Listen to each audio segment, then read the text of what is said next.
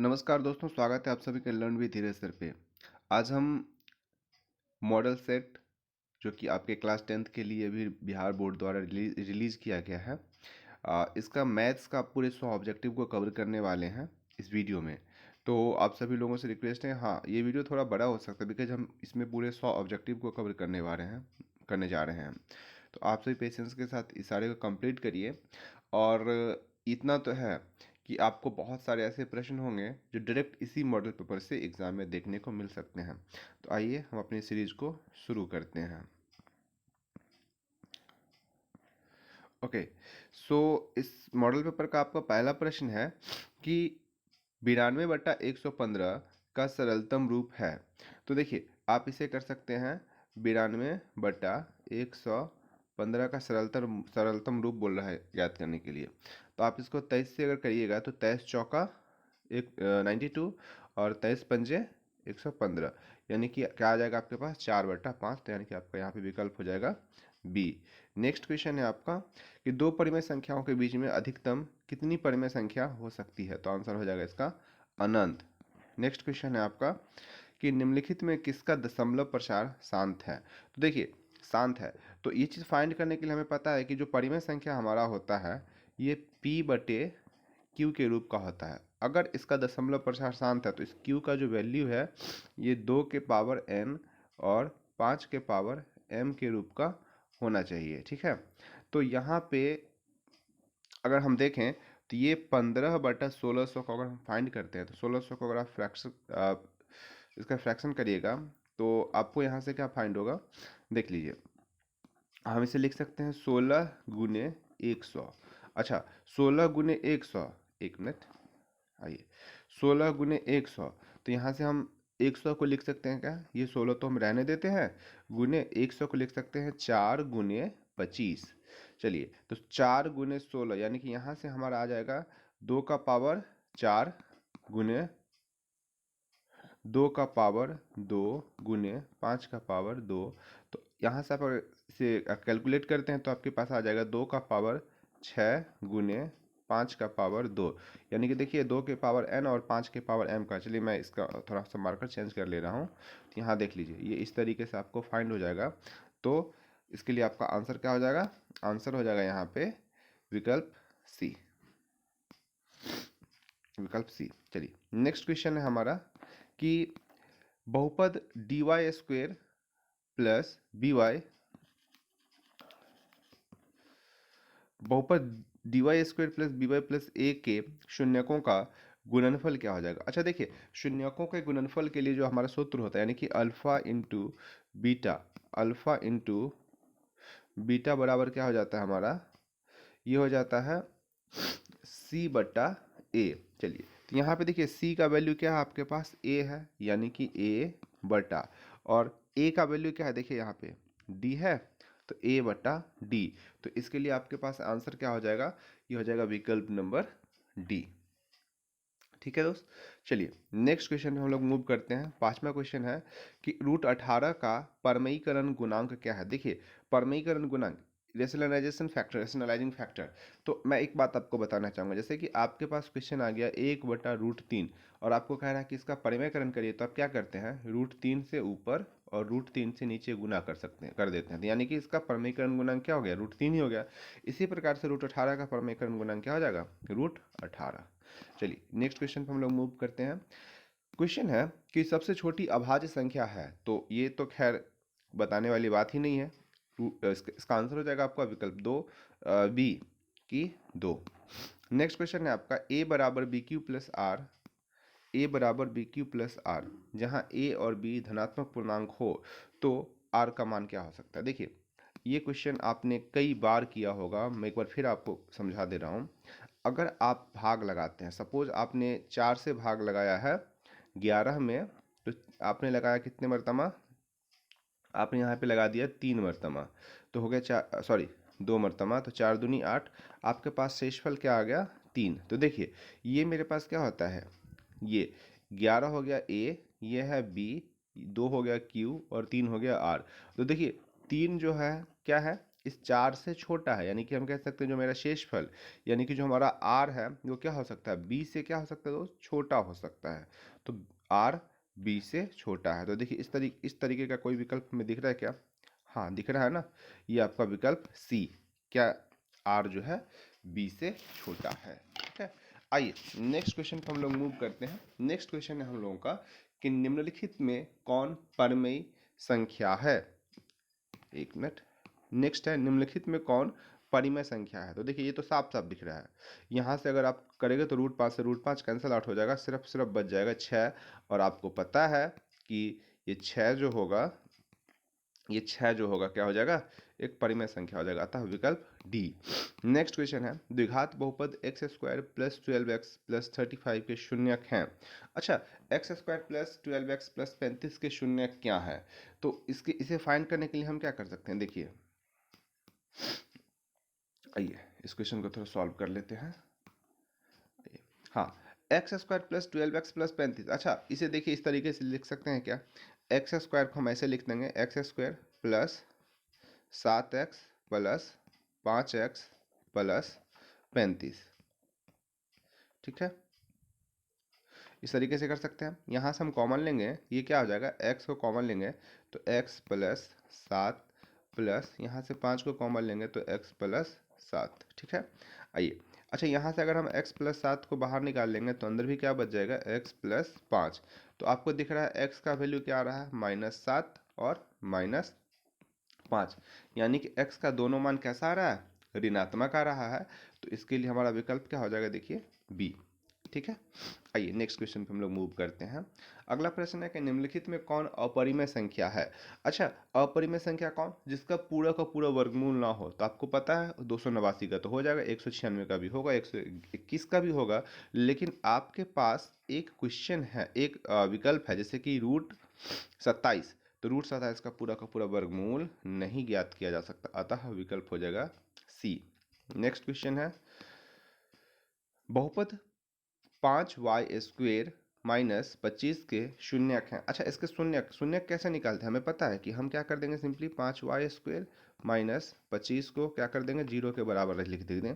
यहाँ से कॉमन लेंगे 5 को, तो ये क्या हो जाएगा, y² - 5 = 0। ठीक है, आइए अब देखिए ये 5 को अगर हम 0 से मल्टीप्लाई कर लें या फिर डिवाइड के 0 में 5 को भाग लगाएंगे तो क्या हो जाएगा, ये तो 0 हो जाएगा। तो मेरे पास क्या बच जाएगा, यहाँ पर देखिए हमारे पास बच जाएगा y² = 5। तो y का मान क्या हो जाएगा, ±√5। तो देखिए क्या ±√5 के रूप में कोई विकल्प है क्या मेरे पास, ये है ना। यहाँ पे देखिए ये रहा विकल्प सी की √5 और -√5, यानी कि हमारे पास आंसर क्या हो जाएगा, विकल्प सी। आइए नेक्स्ट क्वेश्चन है हमारा कि एक द्विघात बहुपद के शून्यक के योग तथा गुणनफल क्रमशः 3 और 40 है। मैं थोड़ा इसे मिटा दे रहा हूँ ताकि अच्छे से क्लियर हो दिखे। देखिए कह रहा है कि एक द्विघात बहुपद के शून्यक तथा शून्यकों के योग तथा गुणनफल, यानी कि आपको कह रहा है कि अल्फा प्लस बीटा जो है आपका 3 है, अल्फा गुने बीटा क्या है, ये है आपका -40। कह रहा है कि इसके लिए आपको बहुपद ज्ञात करना है। देखिए यहाँ पे आप दो विधि से ज्ञात कर सकते हैं। एक तो इसका सूत्र होता है, आप उस सूत्र के प्रयोग से आप ऐसे भी लिख सकते हैं कि x² minus alpha plus beta गुने x प्लस अल्फा गुने बीटा। ठीक है, तो हम अगर इसका प्रयोग करते तो देखिए क्या लिख देंगे, x² minus alpha plus beta आपको क्या दे रखा है, देखिए अल्फा प्लस बीटा जो आपको दे रखा है, मैं थोड़ा सा जो अल्फा प्लस बीटा आपको दे रखा है यहाँ पे 3, देख लीजिए ये 3 दे रखा है तो हमने रख दिया 3, तो हो जाएगा 3x। और अल्फा गुने बीटा आपको क्या दे रखा है, -40, तो हो जाएगा -40, यानी कि हमारे पास बहुपद क्या आ गया, x² - 3x - 40। देखिए क्या ऐसा कोई x² - 3x - 40, जी हाँ है ना, पहला विकल्प ये रहा, तो ये हमारा आंसर हो गया। ओके, ठीक है, आइए नेक्स्ट क्वेश्चन पे हम लोग मूव करते हैं। अगला प्रश्न है कि एक समीकरण युग्म दिया गया है x + 2y = 4, 2x + 4y = 8। तो कह रहा है कि दोनों का हल क्या है। यानी कि कैसा है दोनों का हल। तो ये सवाल तो पता नहीं आप कितने बार किए होंगे, लेकिन चलिए एक बार फिर से करते हैं। हमने इसके लिए क्या कंडीशन पढ़ा था कि हम पहले फाइंड करते हैं a1/a2। ये हमारे पास क्या आ जाएगा, यहाँ पे देखिए x के साथ मल्टीप्लाई में 1 है, यानी कि a1 का वैल्यू मेरे पास क्या आ गया, 1 आ गया ना। हम क्या लिख देंगे, 1 बटा, सॉरी 1 मिनट,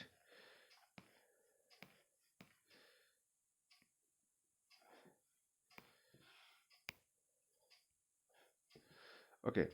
यहाँ से देखिए a1 का मान क्या आ गया आपको, a1 का मान आ गया आपको 1, और a2 का मान यहाँ से क्या आ गया 2, यानी कि हो जाएगा a1/a2 क्या हो गया हमारे पास 1/2। चलिए b1/b2 हम लोग फाइंड करते हैं।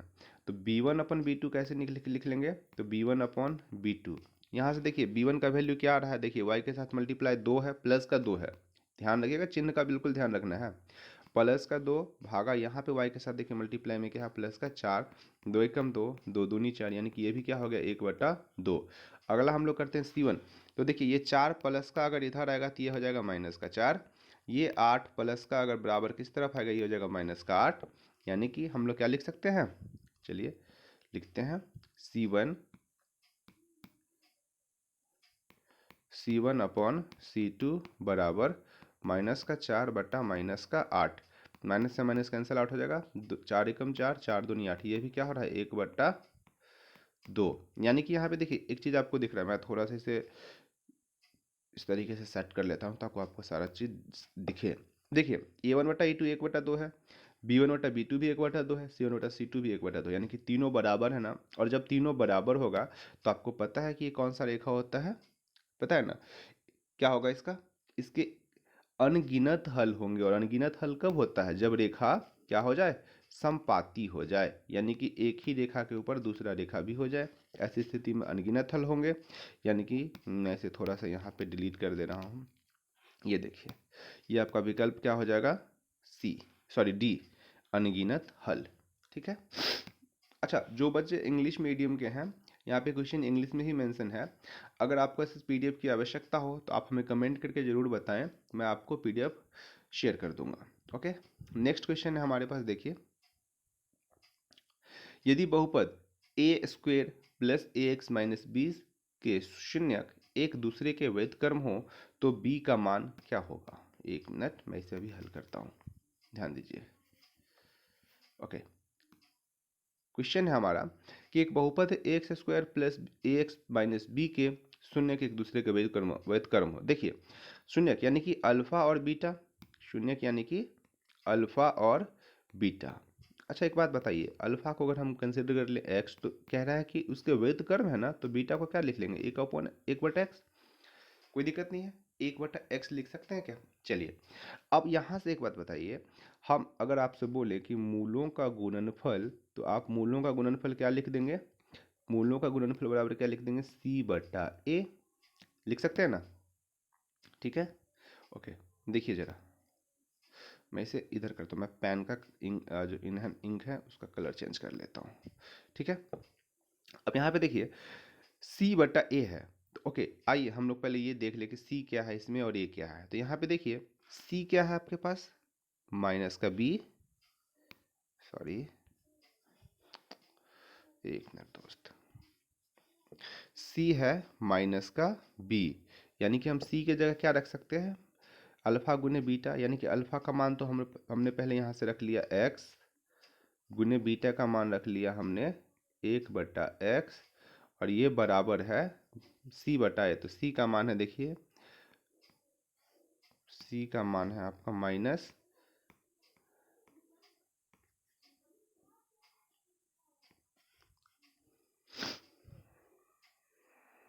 एक मिनट भाई, ओके।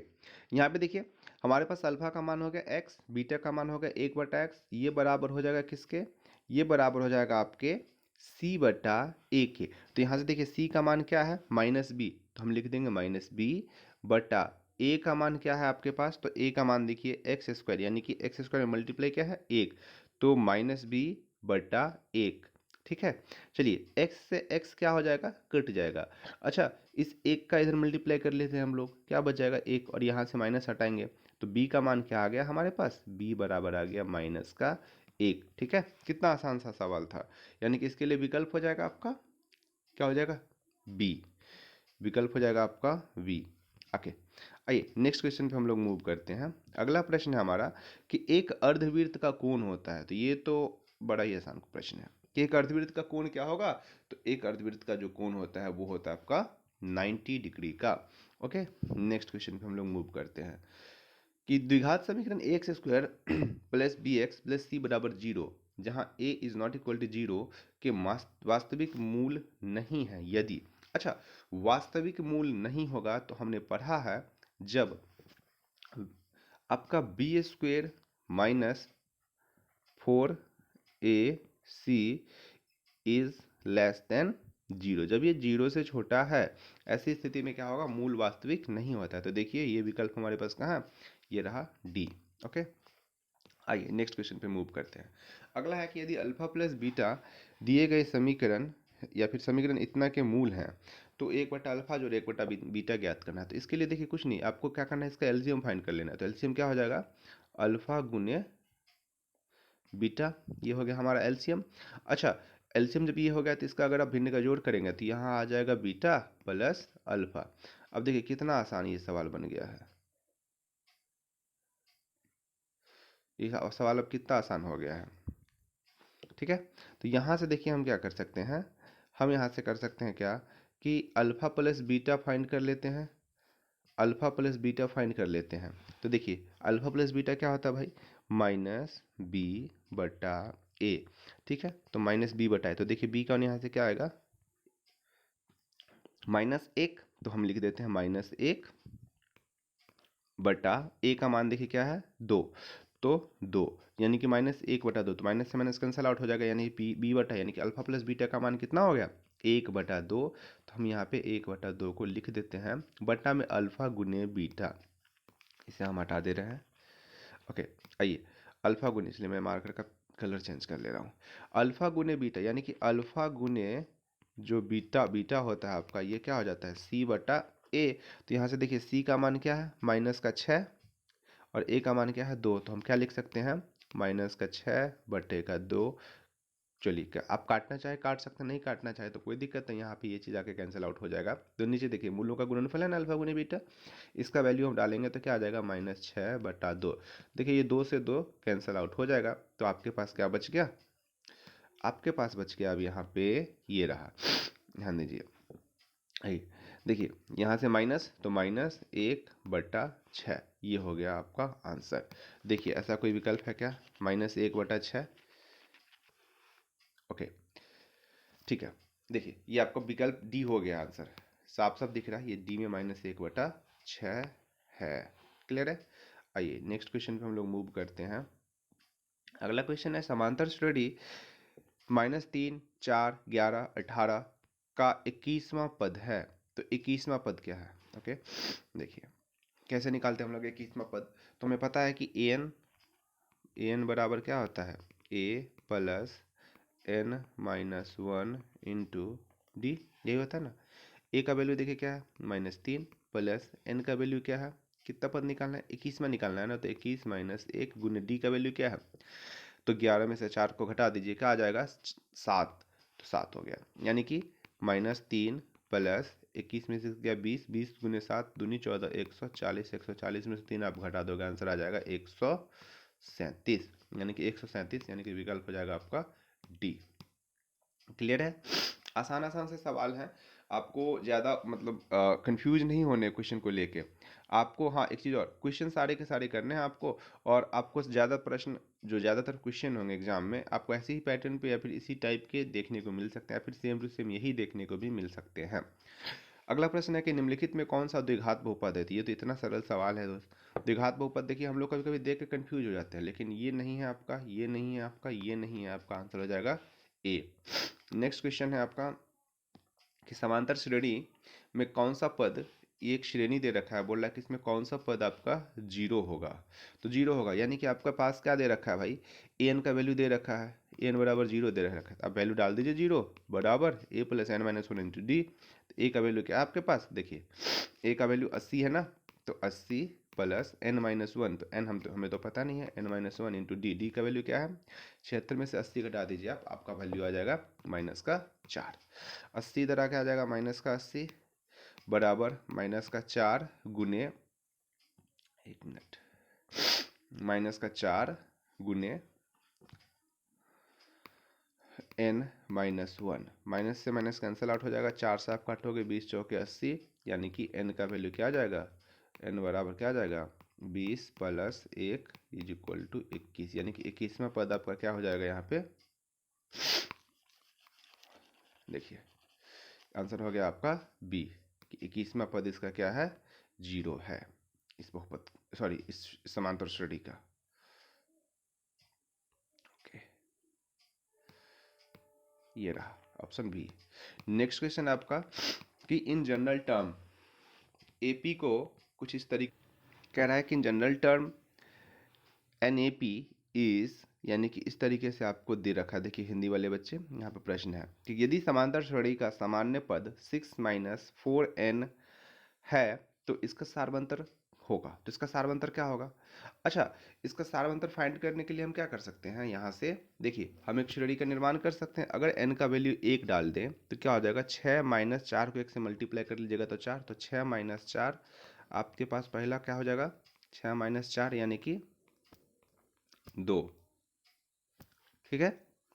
अगला पद क्या हो जाएगा, 6 माइनस 2, अगर हम n का वैल्यू डालेंगे तो 4 दूनी 8, तो 6 माइनस 8 आप क्या वैल्यू डाल दोगे, -2।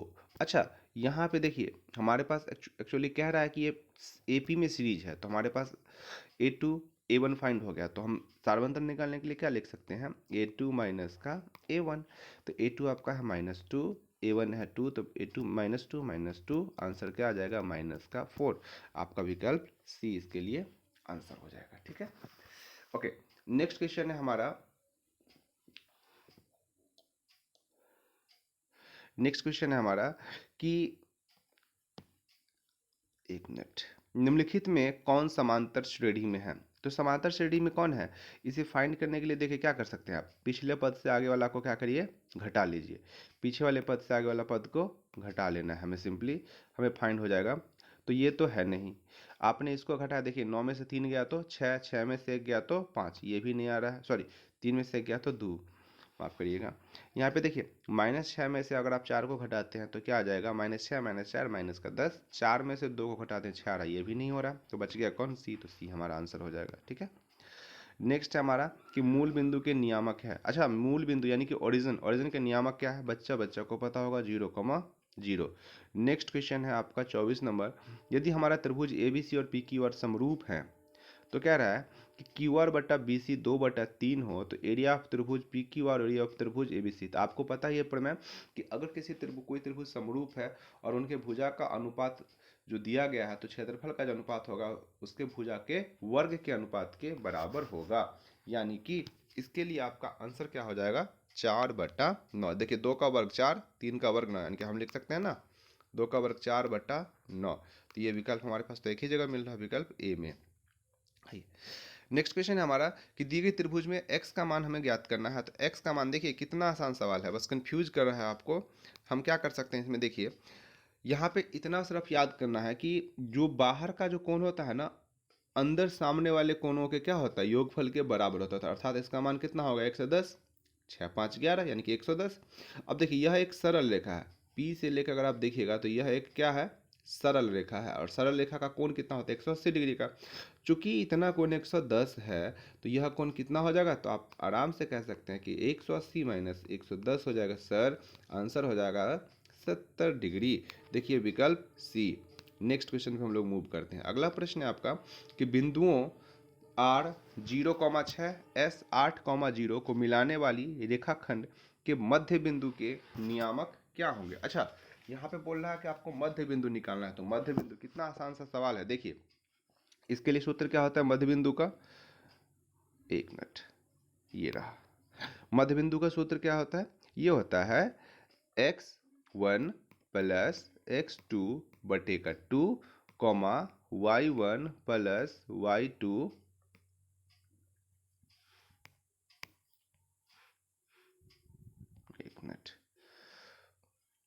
y1 प्लस y2 बटे का 2।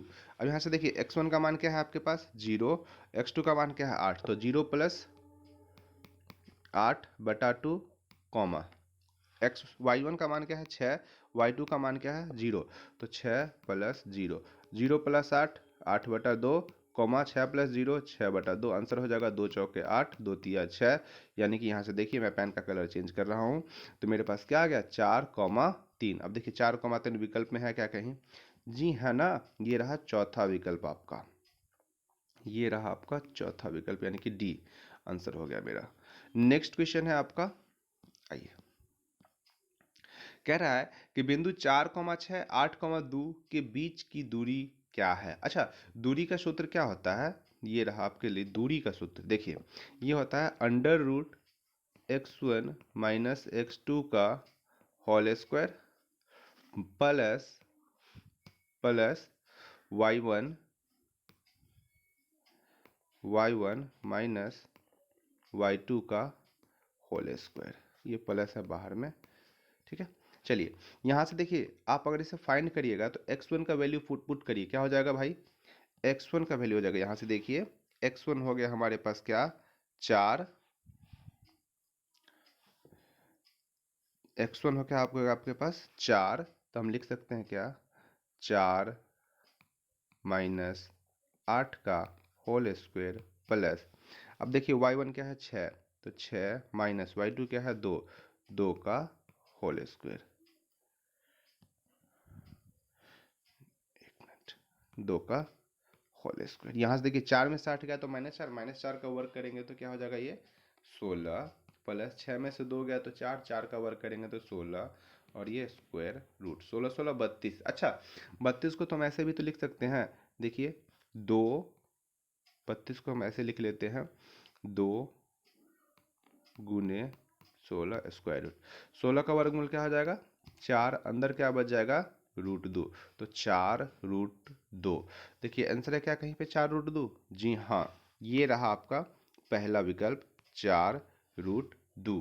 ठीक है, समझ आ रहा है ना? आशा करते हैं आपको सारा का सारा ये क्वेश्चन जो है आसानी से समझ आ रहा है। देखिए अगर कोई भी समस्या हो, कहीं पे भी कोई दिक्कत हो तो आप जरूर कमेंट करके बताएं। अगला प्रश्न है sine square theta plus cos square. अच्छा देखिए यहाँ पे सिर्फ थीटा के जगह पे क्या डाल दिया 60, तो आपको पता है sine square theta plus cos square theta value क्या हो जाएगा 1 हो जाएगा, क्योंकि ये सूत्र ही है, डायरेक्ट आपको फॉर्मूला बेस्ड आपको क्वेश्चन दे दिया है। कह रहा है कि यदि रैखिक समीकरण युग्म संगत हो तो रेखाएं, अच्छा संगत होने का मतलब क्या है? देखिए संगत होने का मतलब है कि उस समीकरण युग्म का कम से कम एक हल हो।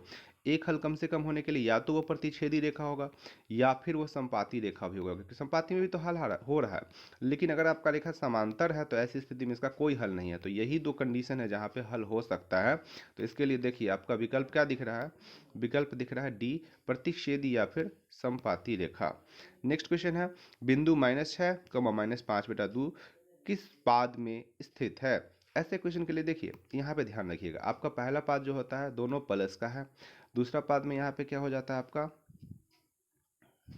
एक मिनट, हाँ दूसरे पाद में आपका क्या हो जाता है, देखिए y प्लस का और x क्या है माइनस का, तो ये माइनस और सॉरी प्लस हो जाएगा।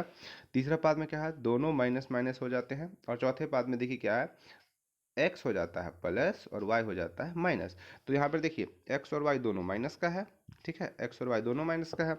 जब ये दोनों माइनस का होगा तो ये कहाँ पे है तृतीय पाद में है, तो यानी कि विकल्प हो जाएगा सी। ओके नेक्स्ट क्वेश्चन है आपका कि त्रिभुज पी क्यू आर में क्यू आर को एस बिंदु तक इस प्रकार बढ़ाया गया कि एंगल पी आर एस बराबर 120 degree, angle Q P R बराबर 63 डिग्री है, तो एंगल पी क्यू आर का मान कह रहा है कि ज्ञात करिए। देखिए कितना आसान सवाल है, इसे समझिएगा जरा। कह रहा है कि एक ट्रायंगल आपको दे दिया गया है, इस तरीके से आपको एक ट्रायंगल दे दिया गया है, ट्रायंगल का ये हो गया पी क्यू आर। अच्छा मैंने क्यू आर को आगे तक बढ़ा दिया, देखिए एस तक बढ़ा दिया, तो कह रहा है कि ये आपका जो कोण बन गया ना अभी हो गया 120 डिग्री। अगर आपका एंगल क्यू पी आर 63 है, तो क्यू पी आर यानी कि ये कोण आपको बोल रहा है कि ये 63 डिग्री है, तो कह रहा है कि पी क्यू आर, तो पी क्यू आर तो ये कोण। अभी मैंने बताया कि जो बाहर के कोण होते हैं अंदर सामने वाले दोनों कोणों के योगफल के कैसे होते हैं बराबर होते हैं, यानी कि आप लिख सकते हैं इससे अगर हम x मान ले, देखिए अगर इसे हम x मान ले तो हम क्या लिख देंगे 63 प्लस x बराबर 120। तो x का मान क्या आ जाएगा भाई? 120 माइनस 63, आंसर आ जाएगा 57 डिग्री। ठीक है, आंसर क्या आ गया? 57 डिग्री। देखिए विकल्प बी। ओके, नेक्स्ट क्वेश्चन पे हम लोग मूव करते हैं। अगला है, यदि किसी त्रिभुज के कोण का समद्विभाजक विपरीत भुजा को समद्विभाजित करता है तो त्रिभुज होगा। देखिए इस प्रश्न में ना आप दो तरीके से इसको समझ सकते हैं। एक तो यहाँ पे समझिएगा, कह रहा है कि यदि यदि किसी त्रिभुज के, अच्छा किसी त्रिभुज के कोण समद्विभाजक विपरीत भुजा को क्या कर रहा है? समद्विभाजित कर रहा है। तो ये दो स्थिति होगा। एक तो यह एक मान लीजिए समबाहु त्रिभुज है, ठीक है, और यहाँ से हमने समद्विभाजक डाला तो इसको दो भागों में क्या किया? विभाजित कर दिया। तो कह रहा है तो त्रिभुज होगा। देखिए अगर पहले त्रिभुज की बात कर रहा है तो समबाहु त्रिभुज होगा, अगर बाद वाले त्रिभुज की बात करें तो वैसी बात है, ये एंगल 90 है तो समकोण हो जाएगा। लेकिन हम क्या टिक करेंगे? समबाहु त्रिभुज होगा, क्योंकि समबाहु त्रिभुज को ही तुम सामने से जब कोण समद्विभाजक अगर उसके विपरीत भुजा पे डालेंगे तो इसके भुजा को क्या कर रहा है? समद्विभाजित कर रहा है। ठीक है, चलिए नेक्स्ट क्वेश्चन पे हम लोग आते हैं। अगला प्रश्न है कि त्रिभुज एबीसी में डीई समानांतर है बीसी के, तो ऐसी स्थिति में एडी बटा डीबी है 2/3, तो ए बटा, अच्छा देखिए यह है थेल्स प्रमेय पर आधारित प्रश्न है। ये रहा आपका ए बी सी, और कह रहा है यहाँ पे कि ए डी बटा डी बी, अच्छा ये इस तरीके से विभाजित कर रहा है, और डी ई, यहाँ पे ये डी ई किसके समानांतर है? बी सी के समानांतर है। तो ए डी का वैल्यू बोल रहा है 2 अनुपात में है, डी बी का वैल्यू बोल रहा है 3 अनुपात में है। तो ए ई बटा ई सी का मान बिल्कुल थेल्स पर में तो यही तो कहता है कि ये इसके और ये इसके अनुपात में, यानी कि ये भी क्या हो जाएगा? 2 अनुपात 3, आंसर हो जाएगा आपका बी।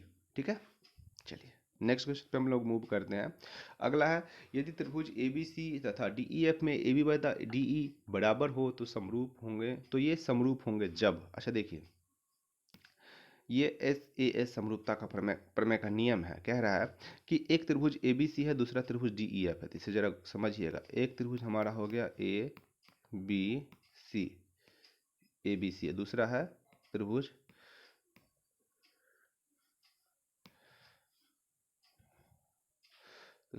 है डी ई एफ। अच्छा कह रहा है कि अगर इस त्रिभुज के ए बी बटा, यानी कि ए बी बटा ये वाली भुजा और ये वाली भुजा एक अनुपात में हो गए, ए बी बटा डी ई बराबर है बी सी, यानी कि ये वाली भुजा बटा एफ डी है, देखिए ये वाली भुजा क्योंकि डी यहाँ पे है तो एफ डी, ये दोनों बराबर है। देखिए मैं थोड़ा सा इसे वो कर ले रहा हूँ ताकि आपको क्लियर दिखे। ये रहा आपका एफ डी, तो ये दोनों एक ही अनुपात में, तो ये कोण भी इस कोण के बराबर, यानी कि कोण बी जो है कोण डी के बराबर होना चाहिए। देखिए है कोई विकल्प जी है ना, विकल्प सी, कि कोण बी जो है आपका डी के बराबर होना चाहिए, जब जाके दोनों त्रिभुज क्या होंगे?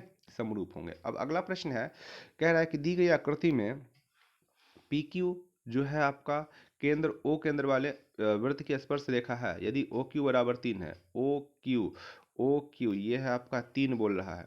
यदि पी क्यू बराबर 4, तो पी क्यू ये बोल रहा है 4। तो देखिए ना, किसी वृत्त की जो स्पर्श रेखा होती है त्रिज्या के साथ कितने डिग्री का कोण बनाती है? तो 90 डिग्री का बनाती है, समकोण त्रिभुज बन गया। तो ये कर्ण का फॉर्मूला बच्चा बच्चा को पता है, अंडर रूट आधार स्क्वायर जो लंब स्क्वायर, आधार 3 लंब हो गया 4।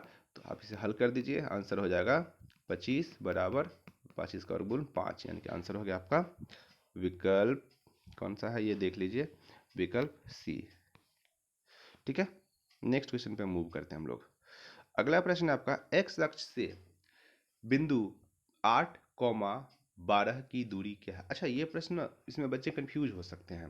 अगर बोलेगा एक्स अक्ष से बिंदु 8,12 की दूरी, तो यहाँ पे हम दूरी का सूत्र लगा के भी ज्ञात कर देते हैं, लेकिन याद रखिएगा आप लोग दूरी का सूत्र नहीं लगाइएगा। क्यों? क्योंकि हमें ये नहीं कह रहा है कि मूल बिंदु हमें नहीं कह रहा है, हमें कह रहा है एक्स अक्ष से। तो देख लीजिए हमने ये इस तरीके से ग्राफ ड्रॉ किया, कह रहा है पी 8,12, यानी कि एक्स का वैल्यू 8, वाई का वैल्यू कितना है? 12। एक्स अक्ष से कितना दूरी है ये? तो आप क्या दोगे? 12, यानी कि 12 इकाई। ठीक है, नेक्स्ट क्वेश्चन है आपका, वृत्त के किसी बिंदु पर खींची गई स्पर्श रेखा और उसके बिंदु के बीच का कोण क्या होगा? देखिए क्वेश्चन नंबर 37 कह रहा है वृत्त के किसी बिंदु पर खींची गई स्पर्श रेखा और उस बिंदु से जाने वाली त्रिज्या के बीच का कोण क्या होगा? तो अभी अभी हमने करा है, इस सवाल पे आधारित क्वेश्चन 90 डिग्री होते हैं। नेक्स्ट क्वेश्चन है आपका कि दी गई आकृति में टीपी तथा टीक्यू को स्पर्श रेखाएं ओ, मैं इसे थोड़ा सेट कर लूं, ये रहा देखिए, हाँ, कह रहा है कि दी गई आकृति में टीपी तथा टीक्यू को स्पर्श रेखा ओ जो है ओ केंद्र वाले वृत्त पे इस प्रकार है कि कोण पी टी क्यू यानी कि कोण पी टी क्यू ये वाला कोण बोल रहा है आपका 50 डिग्री है, तो ये कोण क्या है, पी ओ क्यू कोण क्या है, ये कोण कह रहा है ज्ञात करने के लिए। देखिए आपको पता है कि ये अगर त्रिज्या है स्पर्श रेखा, तो ये दोनों कोण तो 90-90 हो गए, अर्थात 180 डिग्री, तो ये दोनों कोण हो गए, ये दोनों मिलके कितने हो गए 180। और देखिए पी ओ क्यू टी यानी कि पी ओ क्यू टी एक चतुर्भुज बना रहे हैं ना। अच्छा, चतुर्भुज के दो कोण तो 180 हो गए, तीसरा कोण 50 है, तो चौथा कोण क्या हो जाएगा 180 में से घटाते हैं, क्यों, क्योंकि चतुर्भुज के चारों कोणों का योगफल कितना होता है 360 होता है। तो ऐसी स्थिति में ये आंसर हो जाएगा इसका 180 माइनस 50, तो ये क्या हो गया 130 डिग्री, विकल्प ए। ठीक है, आइए नेक्स्ट क्वेश्चन पे हम लोग मूव करते हैं। अगला है कि दिए गए समकोण में पी क्यू आर में पी आर क्यू बराबर थीटा है, पी क्यू बराबर 3 सेंटीमीटर, पी आर बराबर 6 सेंटीमीटर, तो थीटा का मान क्या है। अच्छा, एंगल बोल रहा है फाइंड करने के लिए। देखिए कोई त्रिभुज है समकोण, कह रहा है इस तरीके से कि पी क्यू आर में पी आर क्यू थीटा है, यानी कि मान लीजिए हमने इसे कंसिडर कर लिया पी क्यू आर। अच्छा, पी आर क्यू यानी कि ये वाला कोण कह रहा है थीटा है, पी क्यू देखिए ये हमारा पी क्यू कितना बोल रहा है 3, पी आर बोल रहा है 6, तो कह रहा है कि थीटा का वैल्यू क्या। अच्छा, हम देखिए यहाँ से क्या लिख सकते हैं, क्या साइन थीटा बराबर, साइन थीटा बराबर क्या हो जाएगा लंब बटा कर्ण यानी कि 3/6, 3 एकम 3, 3 दूनी 6। ये देखिए ना साइन थीटा का वैल्यू कितना पे 1/2 होता है, तो आपको पता है कि साइन 30 बराबर होता है 1/2, तो यहाँ से थीटा का वैल्यू क्या हो जाएगा 30 डिग्री, यानी कि विकल्प ए। अगला क्वेश्चन है आपका इस तरीके से, देखिए ये हाँ, यदि tan a बराबर 3/4 है तो cos a का मान ज्ञात करिए। अच्छा देखिए ये एक सवाल इतना आसान है, देख लीजिए अगर हमें tan a बराबर कह रहा है 3/4, तो कह रहा है कि cos a का मान ज्ञात करिए। अच्छा, tan a के लिए आपको पता है कि इसका जो सूत्र होता है क्या हो जाता है, देखिए इसका सूत्र हो जाता है आपका p यानी कि लंब बटा आधार, ठीक है ना। हम लिख सकते हैं क्या p/b, ठीक है। अच्छा, p आपको दे रखा है, b आपको पता चल गया, तो क्या h नहीं निकाल सकते, क्या बिल्कुल निकाल सकते हैं। √3 का वर्ग जोड़ 4 का वर्ग, इसे हल करेंगे उत्तर आ जाएगा h का 5, ठीक है। तो यहाँ से हमें हमारे पास कर्ण निकल गया 5, लंब है 3, आधार है 4, तो कह रहा है cos a ज्ञात करने के लिए, तो cos a का जो सूत्र हो जाता है क्या होता है, ये हो जाएगा आपके पास b/h, यानी कि b आधार बटा कर्ण, आधार का मान देख लीजिए क्या है 4, कर्ण का मान है 5, तो उत्तर हो जाएगा 4/5। ये रहा आपका आंसर 4/5। देखिए 4/5 है क्या विकल्प में कहीं, बिल्कुल ये रहा ना विकल्प, देखिए बी हम टिक कर लेंगे 4/5। नेक्स्ट क्वेश्चन है हमारा cot 44/tan 46 का मान क्या होगा। अच्छा, कितना आसान है, देखिए cot 44 को हम लोग क्या लिख सकते हैं, cot cot 44 को हम लोग क्या लिख सकते हैं, cot, एक मिनट दोस्त, इसे लिख सकते हैं हम लोग cot 90 - 46, ठीक है। और नीचे हमारे पास क्या है tan 46। अच्छा, cot 90 - थीटा क्या होता है tan थीटा, तो tan 46 बटा का हो जाएगा, ये भी हो जाएगा tan 46। अब देखिए दोनों एक जैसा हो गया, कट के क्या हो गया आंसर 1, तो आंसर क्या हो गया डी, ठीक है। अगला है कि यदि एक वृत्त का परिधि है 88 सेंटीमीटर, तो इसकी त्रिज्या क्या होगी। कितना आसान सवाल है, परिधि का सूत्र क्या हो जाता है 2πr। अच्छा, परिधि बराबर क्या दे रखा है 88 सेंटीमीटर, तो फाइंड कर लीजिए ना वैल्यू, r बराबर क्या हो जाएगा 88/2 गुने पाई, भी तो भागा में आ जाएगा, ठीक है। अब आपको पता है चूंकि पाई का मान जो होता है ये तो 22/7 होता है, तो इसे कर दीजिए 44 हो गया, यानी कि हम लिख सकते हैं 44, पाई का मान क्या लिख देंगे 22, और बटा 60 पलट के क्या आ जाएगा 7 ऊपर आ जाएगा, तो 22 दूनी 44, 7 दूनी 14, यानी कि आंसर क्या हो जाएगा आपका 14 सेंटीमीटर। देखिए विकल्प कौन है, ये रहा बी। नेक्स्ट क्वेश्चन है आपका कि यदि अल्फा बटा 4 बराबर 15 डिग्री है तो √3 कॉसेक अल्फा क्या हो जाएगा। कितना आसान सवाल है ये। कह रहा है बस थोड़ा सा घुमा रहा है, ये थोड़ा सा घुमा रहा है, हमें इसमें कंफ्यूज नहीं होना है। कह रहा है अल्फा बटा 4 बराबर 15 डिग्री है, तो यहाँ से हम क्या कर सकते हैं, यहाँ से तो हम आराम से लिख लेंगे क्या कि अल्फा बराबर, अच्छा 4 इधर आके गुना करा देंगे तो अल्फा बराबर क्या आ जाएगा, 60 डिग्री नहीं आ जाएगा। ठीक है, तो कह रहा है कि √3 कॉसेक अल्फा। अच्छा, कॉसेक देखिए किसका उल्टा होता है, कॉसेक साइन का उल्टा होता है, यानी कि हम क्या लिख देंगे, √3 कॉसेक 60 डिग्री अल्फा का वैल्यू है, तो कॉसेक 60 डिग्री हमने डाल दिया। अब चूंकि साइन 60 का वैल्यू क्या होता है आपको पता है, √3/2। देखिए साइन 60 क्या हो जाता है मेरे पास कि √3/2, तो कॉसेक इसका उल्टा हो जाएगा, तो उसका उल्टा यानी कि 2/√3, तो √3 गुने इसका हम वैल्यू क्या रखेंगे, 2/√3। √3 से √3 कैंसिल आउट हो जाएगा, क्या बच गया 2, तो विकल्प बी। क्लियर है ना। अगला क्वेश्चन हम देखते हैं अब हम लोग। अगला है कि R1 R2 त्रिज्या वाले वृत्त के क्षेत्रफल के योग R त्रिज्या वाले वृत्त के क्षेत्रफल के बराबर हैं तो क्या होगा। अच्छा, इस सवाल में आप कुछ नहीं करिए, आप सिंपल से इतना कर लीजिए कि एक त्रिभुज है जिसका क्षेत्रफल त्रिज्या क्या है R1, तो क्षेत्रफल क्या हो जाएगा पाई R1 स्क्वायर। अच्छा, दूसरा त्रिभुज है जिसका क्षेत्रफल है क्या, जिसका क्षेत्र ओके, दूसरे त्रिभुज का क्षेत्रफल क्या हो जाएगा प्लस पाई R2 स्क्वायर, एक minute, plus pi R2 square. एक मिनट मैं इसे साफ से लिखता हूँ थोड़ा। चलिए, पहला त्रिभुज का क्षेत्रफल हो जाएगा पाई R1 स्क्वायर प्लस दूसरे त्रिभुज का हो जाएगा क्षेत्रफल पाई R2 स्क्वायर। अच्छा, दोनों मिलकर बराबर हो रहा है एक तीसरे त्रिभुज का, मान लेते हैं तीसरे त्रिभुज का क्षेत्रफल R है, तो ये क्या हो जाएगा पाई R स्क्वायर। अच्छा, पाई को कॉमन लेंगे तो देखिए पाई तीनों जगह से कट गया, क्या बचा R1 square plus R2 square बराबर R स्क्वायर, यानी कि आपके पास ये आंसर आ गया। देखिए इस प्रकार का रिलेशन है क्या कोई, R1 square plus R2 square बराबर R स्क्वायर, ये रहा ना विकल्प सी, R1 square plus R2 square बराबर R स्क्वायर। ठीक है, नेक्स्ट क्वेश्चन पे मूव करते हैं हम लोग। कह रहा है कि साइन 90 माइनस ए, इससे आसान तो शायद क्या होगा, sine 90 minus theta cos theta यानी कि कॉस ए।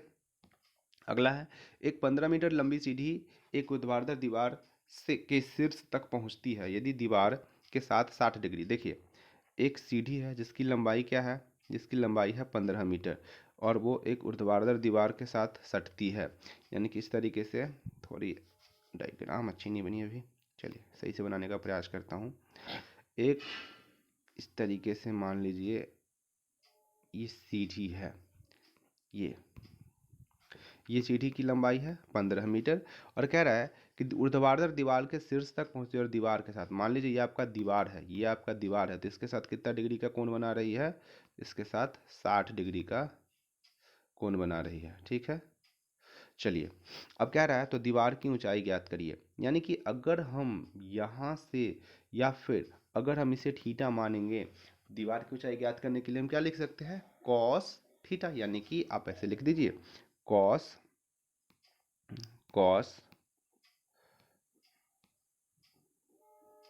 कॉस 60 डिग्री बराबर क्या हो जाएगा आपका, ये इसको मान लीजिए ए बी सी, तो ए बी आपका दीवार है यानी कि ए बी बटा हाइपोटेनियस, हाइपोटेनियस यानी कि कर्ण क्या है आपका 15, तो 15 कॉस 60 का वैल्यू क्या हो जाएगा आपका, कॉस 60 के लिए वैल्यू हो जाएगा आपका 1/2 बराबर ए बी बराबर 15। अच्छा देखिए ए बी को अगर हम यहाँ पे रहने दें, जरा ध्यान दीजिएगा, ए बी को अगर हम लोग यहाँ रहने दें तो हमारे पास 15 यहाँ कहाँ आ जाएगा, इस तरीके से होगा, यानी कि ए बी बराबर क्या हम लिख सकते हैं 15/2, अब कैंसिल आउट करिएगा 7.5, 15 का आधा, तो आंसर हो जाएगा 7.5 मीटर, जो कि आपका विकल्प क्या है बी हो जाएगा। ठीक है, नेक्स्ट क्वेश्चन है आपका कॉट 1 डिग्री गुने कॉट 89 डिग्री का मान क्या होगा। आप इसे भी इस तरीके से कर सकते हैं, कॉट 1 को क्या लिख सकते हैं हम लोग कि कॉट 90 माइनस 89, ठीक है, और गुने कॉट 89 है, तो आप इसे लिख दीजिए इंटू कॉट 89। अच्छा, कॉट 90 माइनस थीटा, यहाँ से क्या हो जाएगा, ये टेन 89, और ये तो गुने है कॉट 89, दोनों कट के क्या हो जाएगा, मल्टीप्लाई होके 1। तो आंसर हो जाएगा हमारा, ये रहा विकल्प ए। ठीक है। नेक्स्ट क्वेश्चन है, आर त्रिज्या वाले गोला के संपूर्ण पृष्ठ का क्षेत्रफल क्या होगा। अच्छा, संपूर्ण पृष्ठ के क्षेत्रफल बराबर क्या हो जाता है आपका, 4 पाई आर स्क्वायर वर्ग इकाई, ये हो जाएगा डी। नेक्स्ट क्वेश्चन है, यदि 6, 8, 9, x तथा 13 का माध्य 10 हो तो x का मान क्या होगा। अच्छा देखिए, माध्य बराबर क्या हो जाता है, सब डेटाओं का योगफल बटा इनकी कुल संख्या। तो इसे हम हल इस तरीके से कर सकते हैं, ये कर लीजिए। देखिए, माध्य आपको दे रखा है 10, तो यानी कि 10 बराबर क्या लिख सकते हैं हम लोग, 6 plus 8 plus 9 plus x plus 13 भागा टोटल कितनी संख्या, 1 2 3 4 5 5।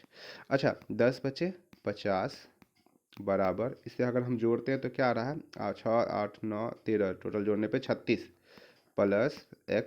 तो x बराबर क्या हो जाएगा, 50 में से 36 को क्या कर ले, घटा ले।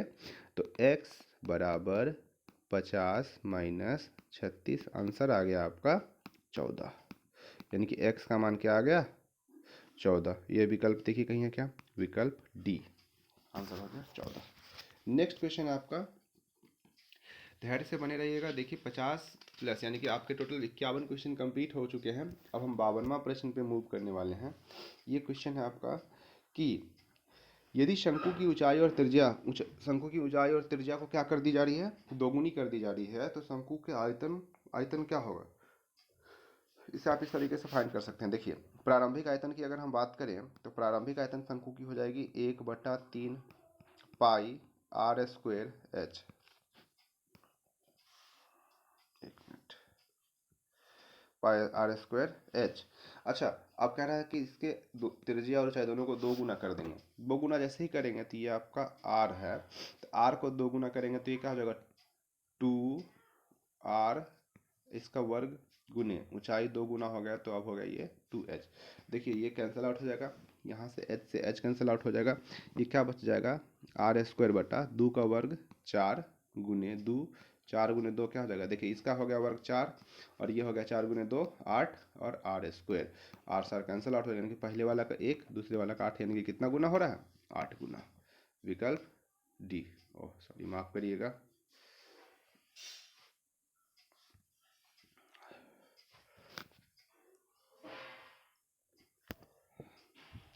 यहाँ से आ गया आपका विकल्प डी आंसर। ठीक है। नेक्स्ट क्वेश्चन है आपका कि निम्नलिखित वितरण के लिए क्या ज्ञात करना है, कि बहुलक वर्ग का निम्न सीमा क्या है। अच्छा, बहुलक बहुलक के लिए आपको पता है कि जिसका बारंबारता सबसे ज्यादा हो, तो यहाँ पे हमें दिख रहा है 22। अब कह रहा है इसकी निम्न सीमा, तो इसकी निम्न सीमा क्या है, देखिए 15 ही ना है, तो आंसर हो गया मेरे पास क्या, ये रहा आपका विकल्प ए, यानी कि आपका विकल्प ए हो जाएगा आंसर। नेक्स्ट क्वेश्चन है आपका कि निम्नलिखित में कौन सा आलेख द्वारा निर्धारित नहीं किया जा सकता, तो यह माध्य ही है जो आलेख द्वारा निर्धारित नहीं किया जा सकता। अगला है कि दो घनों के आयतन का अनुपात 1:27 हो तो उनके कोणों यानी कि उनके एज का अनुपात। देखिए, अगर आयतन का अनुपात दे रखा है घन में और एज का अनुपात पूछे तो चुपचाप आपको कुछ नहीं, इसका क्या करना है, 1 का घनमूल अनुपात क्या है, 27 का भी घनमूल कर लीजिए, आंसर क्या आ जाएगा, 1:3। ठीक है, आंसर देखिए 1:3 यानी कि सी। नेक्स्ट क्वेश्चन है आपका 56 नंबर प्रश्न है। यह कह रहा है कि यदि टेन थीटा बराबर 1 हो तो थीटा का मान क्या है। ये तो बच्चा बच्चा बता सकता है कि टेन 45 पे ही जो मान होता है इसका 1 होता है, यानी कि बी, इसका विकल्प हो जाएगा बी 45 डिग्री। अगला है एक्स भुजा वाली समबाहु त्रिभुज का क्षेत्रफल, एक्स भुजा वाली समबाहु त्रिभुज का क्षेत्रफल क्या होगा। तो आपको पता है समबाहु त्रिभुज का क्षेत्रफल बराबर क्या होता है, √3/4 गुने भुजा स्क्वायर, यानी कि विकल्प बी हो जाएगा इसका आंसर। नेक्स्ट क्वेश्चन है कि 52 ताश के पत्तों की एक गड्डी में अच्छी तरह फेंट कर यादृच्छया एक पत्ता निकाला जाता है, इसमें रानी आने की प्रायिकता क्या है? देखिए, एक 52 जो ताश के पत्ते होते हैं ना, इसमें टोटल हमारे पास जो रानी की संख्या होती है कितनी होती है? 4 होती है। तो 4 बटा में टोटल पत्ते की संख्या 52 काटिएगा, 4 एकम 4, 13 चौका 52 यानी कि 1/13 आपका आंसर हो गया। देखिए है क्या? विकल्प आपका डी आंसर हो जाएगा। ओके, नेक्स्ट क्वेश्चन है हमारा कि देखिए यहाँ पे प्रश्न कह रहा है आपसे कि किसी भी घटना के होने की जो प्रायिकता है वो है 0.08 और नहीं होने की प्रायिकता पूछ रहा है कि क्या होगा। तो आपको पता होना चाहिए कि घटना के होने की और नहीं होने की प्रायिकता, इसका जो सम होता है यह किसके बराबर होता है? यह होता है आपके 1 के बराबर। तो देखिए घटना के होने का जो कंडीशन है वो क्या दे रखा है आपका? प्रायिकता क्या दे रखा है? 0.08 प्लस इसके नहीं होने की प्रायिकता हो गया 0 पी ई डैश, यानी कि ये नहीं दे रखा है हमें, तो ये बराबर किसके हो जाएगा? 1 के। तो यहाँ से क्या हम पी ई डैश फाइंड कर सकते हैं क्या? बिल्कुल कर सकते हैं। पी ई डैश बराबर हो जाएगा आपका 1 माइनस 0.08। इसे हम फाइंड कर लेंगे तो आंसर आ जाएगा 0.92। ठीक है, यानी कि इसके लिए देखिए विकल्प हो गया आपका ए। आप सारे क्वेश्चन को साथ साथ सॉल्व करते चलेंगे ताकि आप इसे कंप्लीट रिवीजन कर सके प्रॉपरली। ठीक है, वीडियो पे बने रहना है क्योंकि अभी हमने 59 क्वेश्चन को कंप्लीट कर लिया है। बहुत जल्दी हम सारे के सारे क्वेश्चन को कंप्लीट करने वाले हैं। ठीक है दोस्तों, चलिए अगला प्रश्न है हमारा, यदि 1 प्लस टेन स्क्वायर थीटा बटा 1 प्लस कॉट स्क्वायर थीटा का मान किसके बराबर हो जाएगा? तो ये आपका जो है किसके बराबर हो जाएगा? टेन स्क्वायर थीटा के बराबर हो जाएगा। अगला है कि 0.5 के ऊपर रैकरिंग दे रखा है इस तरीके से और कह रहा है कि इसका मान किसके बराबर हो जाएगा। तो देखिए जैसे ही आपने यहाँ पे तो सवाल इस तरीके से है, 0.5 के ऊपर रैकरिंग है, हमने जैसे रैकरिंग हटाया तो बटा में क्या आएगा? 9 आएगा, यानी कि उत्तर हो जाएगा इसका 5/9, विकल्प ए। अगला है कि बहुपद 2x² प्लस 5x माइनस 12 है, तो इसका डिग्री बोल रहा है। डिग्री इसका क्या है? तो डिग्री मतलब इस बहुपद का मैक्सिमम पावर। तो मैक्सिमम पावर क्या है? देखिए 2 है, यानी कि विकल्प हो जाएगा बी। नेक्स्ट क्वेश्चन हो जाएगा आपका, क्या है? यह है कि √7 एक क्या है? तो यह तो हर कोई बच्चा बताएगा, यह है एक अपरिमेय संख्या। चलिए 64 नंबर प्रश्न पे हम लोग बढ़ते हैं। प्रश्न कह रहा है कि x into x square plus 2x। देखिए कितना आसान सवाल, इससे तो आसान शायद ही कुछ देखने को मिले। यहाँ पे देखिए क्या करना है, कुछ नहीं करना है आपको, x का मल्टीप्लाई कर लीजिए एक्स स्क्वायर से और फिर इस x का मल्टीप्लाई कर लेंगे 2x से, तो x का मल्टीप्लाई एक्स स्क्वायर से होगा तो ये हो जाएगा एक्स क्यूब प्लस x का मल्टीप्लाई 2x से होगा तो ये हो जाएगा 2x स्क्वायर, तो x cube plus 2x square, विकल्प आपका ए इसके लिए सही हो गया। नेक्स्ट क्वेश्चन आपका है यहाँ पे कि 28 और 72 का मौसा है। देख लीजिए 28 और 72 का मौसा क्या हो जाएगा? तो इससे हम आराम से इस तरीके से भी ज्ञात कर सकते हैं कि 28 और 72, तो 28 का आप अभाज्य गुणनखंड कर लीजिए, क्या हो जाएगा? 2, 14 दूनी 28, फिर 2 से कर लेंगे तो 2 सत्ते 14। ठीक है, और अब 72 का करिए आप, तो 72 का हम लोग करेंगे तो यह भी इस तरीके से ही हमें ज्ञात होगा। वो क्या होगा? देखिए 2 से करेंगे तो 36, फिर 2 से करेंगे तो ये हो जाएगा 18, फिर 2 से, अब चूंकि नहीं करते क्यों? क्योंकि यहाँ पे देखिए 2 और 2, और यहाँ पे हम अगर करके भी देखें तो चलिए देख लेते हैं। 2 से करेंगे तो 2 9 18, फिर 3 से करेंगे तो 3 3 9, यानी कि हमें कॉमन क्या आ रहा है यहाँ से? 2 और 2 यानी कि 4। उत्तर क्या होगा? विकल्प सी 4 हो जाएगा इसका आंसर। नेक्स्ट क्वेश्चन है आपके पास कि बहुपद x square minus x plus 1 के शून्यकों का योग होगा। शून्यकों का योग सूत्र क्या होता है? जल्दी से बताइए, शून्यकों का योग सूत्र क्या हो जाएगा?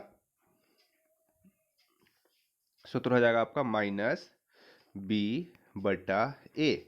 बी का वैल्यू देखिए माइनस का 1 है ना, तो ये -1 और माइनस मिलकर क्या हो जाएगा? 1 बटा ए का वैल्यू क्या है? यहाँ पे एक्स स्क्वायर के साथ मल्टीप्लाई में 1 है ना, तो 1/1, उत्तर हो गया 1, यानी कि इसका विकल्प क्या हो गया? देख लीजिए विकल्प हो गया ए। ठीक है, चलिए विकल्प हो गया ए। नेक्स्ट क्वेश्चन है आपका, क्वेश्चन नंबर 67 है कि √2 का स्क्वायर -2 का मान पूछ रहा है कि क्या होगा। तो ये सवाल तो शायद देख लीजिए, √2 का वर्ग हमने जैसे ही किया, इसका आंसर क्या हो जाएगा 2, और माइनस में क्या दे रखा है 2, और 2 - 2 क्या हो जाएगा 0। आंसर हो गया आपका बी।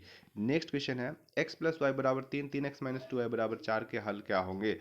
इसका हल फाइंड करना है, तो देखिए x + y = 3 है, 3x - 2y। अच्छा, इसे हम काटने के लिए हम क्या कर रहे हैं कि y को यहाँ पे देखिए 2y है, तो हमने इसमें भी क्या किया, इस पूरे समीकरण को ही 2 से गुना करा दिया। तो ये क्या हो गया, देखिए 2x + 2y = 6, और दूसरा समीकरण आपके पास क्या है 3x - 2y = 4।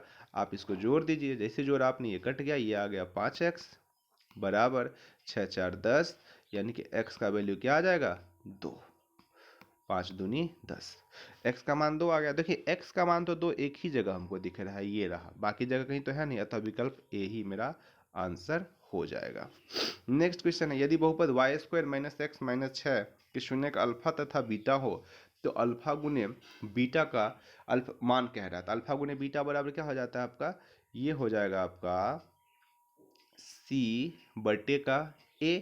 तो c का मान यहाँ से देख लीजिए क्या है -6 बटा में a का मान क्या है 1, तो आंसर हो जाएगा -6, यानी कि विकल्प बी इसके लिए आपका आंसर हो जाएगा। नेक्स्ट क्वेश्चन है आपका कि द्विघात समीकरण x² -5x - 300 का विविक्तिकर क्या होगा। विविक्तिकर का मतलब होता है, देखिएगा, विविक्तिकर का मतलब होता है कि यह कह रहा है कि आपको विवेचक यानी कि d निकालना है। तो d बराबर क्या होता है, देखो दोस्तों, b² - 4ac।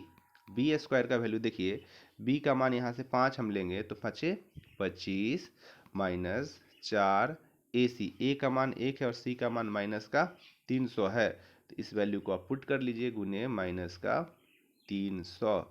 अब इसे हल करेंगे हम लोग, तो क्या हो जाएगा 25 माइनस माइनस माइनस प्लस, और इसका हो जाएगा 4 × 3 = 1200, तो जुड़ के हो जाएगा 1225, यानी कि इसका विकल्प देखिए, विकल्प हो गया ए, आंसर हो गया ए।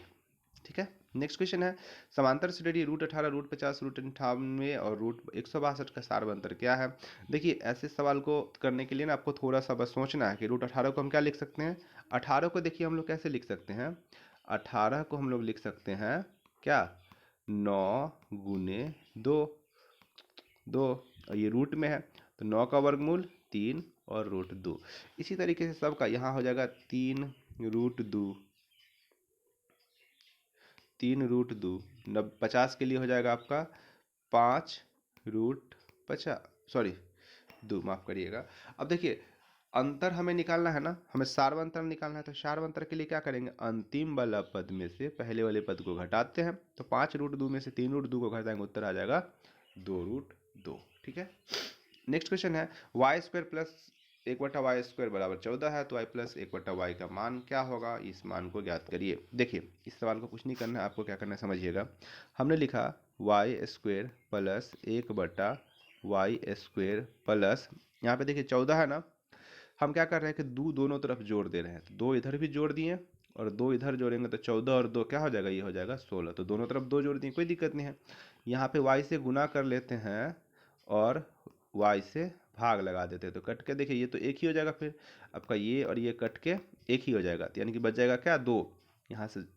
तो हम क्या लिख सकते हैं इसको, देखिए a² + b² + 2ab, ये क्या हो जाएगा a + b का होल स्क्वायर बराबर 16, तो a + b बराबर क्या हो जाएगा 16 का वर्गमूल, यानी कि y + 1/y बराबर हो जाएगा √16। आंसर क्या हो जाएगा आपका इसके लिए, देखिए इसका आंसर हो जाएगा आपका ±4। विकल्प आपका देखिए डी आंसर हो गया इसके लिए। नेक्स्ट क्वेश्चन है आपका यहाँ पे कि यदि समांतर श्रेणी का nवां पद 6n - 2 हो, तो पहला पद क्या होगा। कोई बड़ी बात नहीं है भाई, पहला पद के लिए n का मान क्या डालना होगा, n का मान 1 डालना होगा। आप जैसे n का मान 1 डालिएगा, तो देखिए इसमें जब n का मान 1 आपने जैसे ही डाला यहाँ पे, तो ये क्या निकल के आ जाएगा 6n - 2, यानी कि 6 × 1 से मल्टीप्लाई करोगे, 6 को 1 से मल्टीप्लाई करोगे तो 6 ही रहेगा, -2, आंसर हो गया 4, यानी कि विकल्प आपका बी सही उत्तर है। नेक्स्ट है आपका कि बिंदु -6, 10 का कोटि क्या है। देखिए ये तो आपको हमेशा ये एक जो प्रश्न है ना, इसे आप दिमाग में एकदम सेट कर लीजिए, आपको ये इसमें से एक प्रश्न आने ही आने हैं। जब हम कोई भी ऑर्डिनेट लिखते हैं ना, तो इसका जो पहला यानी कि जो एक्स वाला भाग होता है, जैसे कि हमने मान लीजिए लिख लिया माइनस का, यहाँ पे आपका सवाल है, मैं इसी को लेकर चलता हूँ, माइनस का 6, 10, यानी कि ये एक ऑर्डिनेट है जिसको हम कैसे लिखते हैं, एक्स, वाई। तो यहाँ पे जो x वाला हिस्सा होता है ना, इसको हम लोग बोलते हैं भुज, और इसको हम लोग बोलते हैं y वाले हिस्से को कोटि।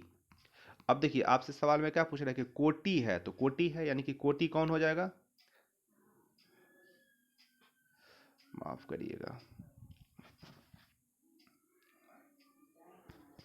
चलिए कोटि क्या हो जाएगा यहाँ पे देखिएगा जरा, कोटि हो गया आपका 10, यानी कि आंसर हो गया बी। नेक्स्ट क्वेश्चन है आपका सेक स्क्वायर ए माइनस 10 स्क्वायर ए का मान क्या हो जाएगा। तो सेक स्क्वायर ए माइनस 10 स्क्वायर का मान क्या हो जाएगा, ये तो बच्चा बच्चा जानता है, एक होगा। अगला प्रश्न है एक्स वाई जेड समांतर श्रेणी में है, तो y बराबर क्या होगा। देखिए आप क्या लिख सकते हो यहाँ पे जरा समझिए, एक्स वाई जेड समांतर श्रेणी में है ना, तो हम क्या लिख सकते हैं यहाँ से कि y माइनस एक्स बराबर जेड माइनस वाई। तो y, अब देखिए माइनस का y इधर आके प्लस का y, तो ये क्या हो जाएगा 2y बराबर 2y बराबर यहाँ पे क्या हो जाएगा x, देखिए x प्लस जेड, यानी कि y बराबर आप क्या लिख सकते हो x प्लस जेड, या फिर z प्लस x बटा 2। ठीक है, ये z प्लस एक्स बटा 2, आंसर क्या हो गया आपका विकल्प बी। ठीक है, ये हो गया आपका आंसर। नेक्स्ट क्वेश्चन है आपके लिए, ये देखिए कि साइन ए गुने कॉसेक ए बराबर क्या होगा। तो इसका तो वैल्यू आपको पता है कि एक हो जाएगा, क्यों, क्योंकि साइन का उल्टा कॉसेक होता है। नेक्स्ट क्वेश्चन है दो बिंदुओं 6,0, 14,0, 16,8 से बने त्रिभुज का क्षेत्रफल क्या होगा। चलिए मैं इस डेटा को आप थोड़ा सा दिमाग में रखिए, मैं इसे यहाँ पे सेट कर दे रहा हूँ, थोड़ा बड़ा कर दे रहा हूँ ताकि अच्छे से दिख भी जाए कम से कम। चलिए मैं इस तरफ से इसे हल करता हूँ। देखिए किसी त्रिभुज का जो क्षेत्रफल होता है ना, अगर हम कोऑर्डिनेट ज्योमेट्री की बात करें तो यहाँ पे देखिए क्या लिखेंगे, 1/2 गुने मोड x1 गुने y2 minus y3 plus x2 गुने y3 माइनस y1 जोड़ x3 गुने, अच्छा देखिए 1 2 3 2 3 1 3 1 और 2, इस तरीके से आप लिख दीजिए। अब देखिए 1/2 गुने x1 का मान यहाँ से देखिए क्या है 6 गुने y2 का मान क्या हो गया आपका यहाँ पे 0, y3 का मान क्या हो गया 8। ये आप यहाँ से आपको देखना, देखिए मैं थोड़ा सा इसे जूम कर लेता हूँ ताकि ये फॉर्मूला का आप स्क्रीनशॉट ले लें। ठीक है, ओके, ये देखिए ये हो गया आपका x1, मैं इसे कर लेता हूँ, ये हुआ x1 y1 x2 y2 x3 y3। ठीक है, तो यहाँ से देखिए हम इस फॉर्मूला में सारा डेटा को पुट कर रहे हैं, तो इसे कुछ इस तरीके से लिखेंगे 6 0 माइनस 8 प्लस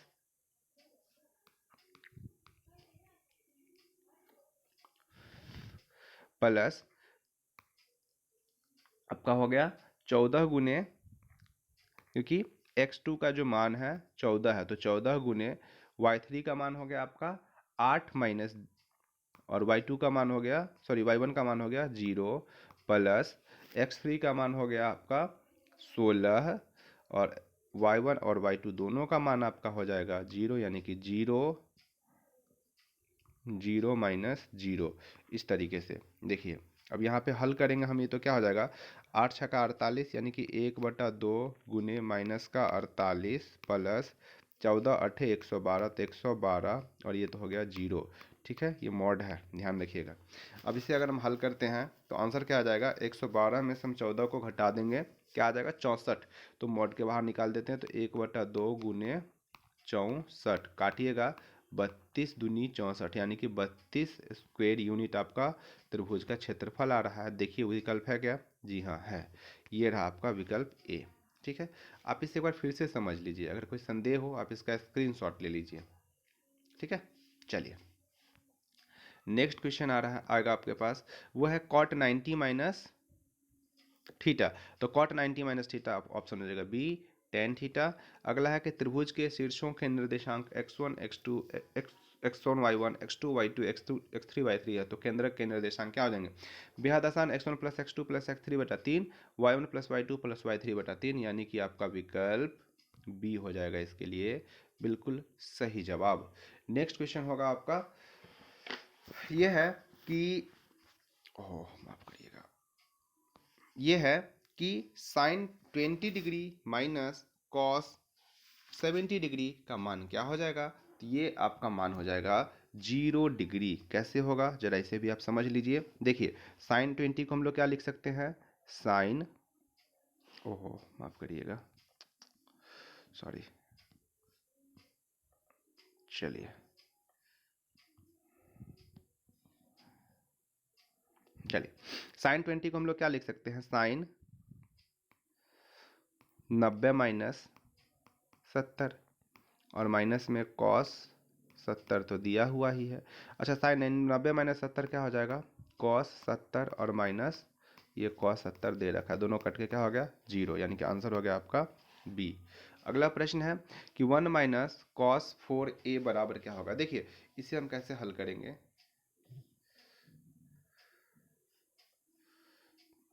इसे हम कैसे हल करेंगे जरा समझिएगा। देखिए ए स्क्वेयर माइनस बी स्क्वेयर पे इसको हम तोड़ेंगे, कॉस 4a को हम क्या लिख सकते हैं? देखिए एक को हम लिख देंगे एक का स्क्वेयर, माइनस कॉस 4a को लिख देंगे हम लोग कॉस स्क्वेयर ए का स्क्वेयर। ठीक है, यानी कि ए स्क्वायर माइनस बी स्क्वायर, तो ए प्लस बी ए माइनस बी, तो 1 प्लस कॉस स्क्वेयर ए इंटू ए माइनस बी, तो 1 माइनस कॉस स्क्वेयर ए। अच्छा देखिए एक माइनस कॉस स्क्वायर थीटा क्या होता है? साइन स्क्वेयर ए गुने 1 प्लस कॉस स्क्वेयर ए, ये तो बचा हुआ ही है। देखिए ये आपका कहीं विकल्प दिख रहा है इस तरीके का क्या?